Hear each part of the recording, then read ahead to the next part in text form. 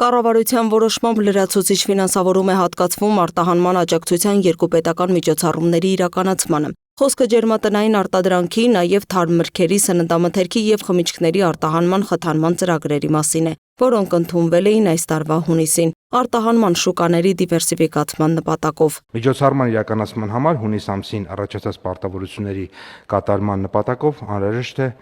փոխհատուցել ընդհանուր առմամբ 3 միլիարդ 140 միլիոն դրամ։ Միայն հունիս ամսվա ընթացքում առաջին միջոցառման շրջանակում արտահանվել է 208 տոննա լոլիկ, 784 տոննա պղպեղ, 109 տոննա ելակ և ավելի քան 4 միլիոն ծաղիկ։ Երկրորդ միջոցառման շրջանակում արտահանվել է 2948 տոննա ծիրան, 1402 տոննա կեռաս, նաև շշալցված բնական հանքային ջուր, խաղողի գինի և հայկական բրենդի ու կոնյակ։ Շուկայում գների վիճակը ցույց է տալիս, որ սպառման մեծ խնդիրներ գոյություն չունեն։ Իհարկե 1-2 ապրանքատեսակի վարդի եւ լոլիկի հետ կապված որոշակի գնանկում ունենք, մնացած դեպքերում ոնց որ թե էական կան ուրիշ ապրանքատեսակներ, որոնք շուկայում տեսանելի գնանկում ունենք, ոչ սեզոնային։ Միայն դրանք են, պարոն վարչապետ, ընդ որում ծաղիկի դեպքում մի լավ տենդենս ունենք, օրինակ վերջին 7-8 օրում Արդյոք սկսել են շատ ծաղիկ նվիրել։ Նաև արտահանումն էլ է ավելացել, միայն 3 օրինակ 139,000 հատ արտահանում ենք ունեցել եւ կարծում ենք, որ լավ որոշակի մեխանիզմներ կան գործարկված, որոնք հնարավորություն կտան այս հարցը լուծել եւ ռեալ, այո, միայն լոլիկի դեպքում է ակնհայտ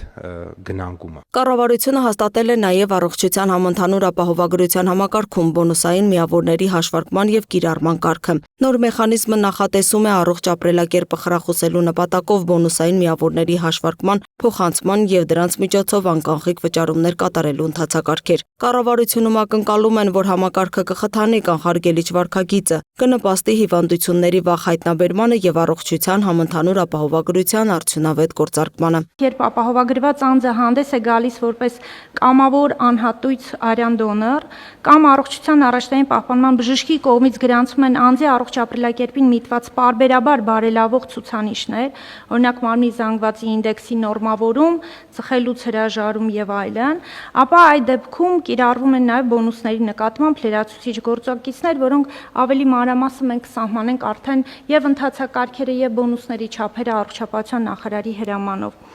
Պետք է նշեմ, որ սահմանել ենք նաև, որ վերջնական բոնուսային միավորները չեն կարող գերազանցել տարեկան ապահովագրական վճարի 10%-ը եւ այդ հավաքագրված միավորները տարին լրանալուց հետո արդեն կարող են օգտագործվել մի շարք նպատակներով։ Կարող են օգտագործվել ապահովագրավճարը վճարելու համար, կարող են օգտագործվել կամավոր բժշկական ապահովագրական փաթեթ ձեռք բերելու համար։ Նիստում փոփոխություններ են կատարվել նաև սահմանամերձ եւ առանձին բնակավայրերում ընտանիքների բնակարանային մատչելիության ապահովման պետական աջակցության ծրագրում։ Սահմանվել է, որ ծրագրի շրջանակում տրամադրվող պետական աջակցությունը եւ դրա միջոցով կառուցված բնակելի տունը հիփոթեկային վարկի գործողության ընթացքում չեն կարող բռնականցվել կամ օգտագործվել շահառուի այլ պարտավորությունների դիմաց։ Փոփոխությունները տարածվելու են նաև 2023 թվականի հունվարի 1-ից հետո տրամադրված վարկերի վրա։ Նախագծով նաև առաջարկվում է կարգավորել այն դեպքերը, երբ շահառուները ծրագրին դիմելու օրվա դրությամբ նախորդ 1 տարվա ընթացքում գտնվել են պարտադիր զինվորական ծառայության մեջ եւ փաստացի չեն բավարարում այդ ժամանակահատվածում տվյալ բնակավայրում հաշվառված լինելու պայմանին։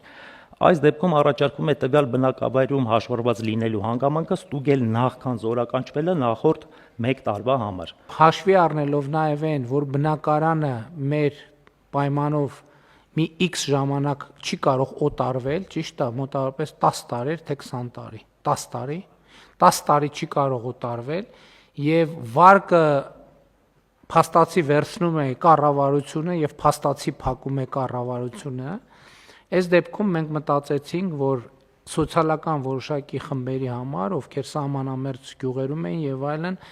այդ հանգամանքը փորձենք մանավանդ բազմաթիվ նամակներ եմ ես ստանում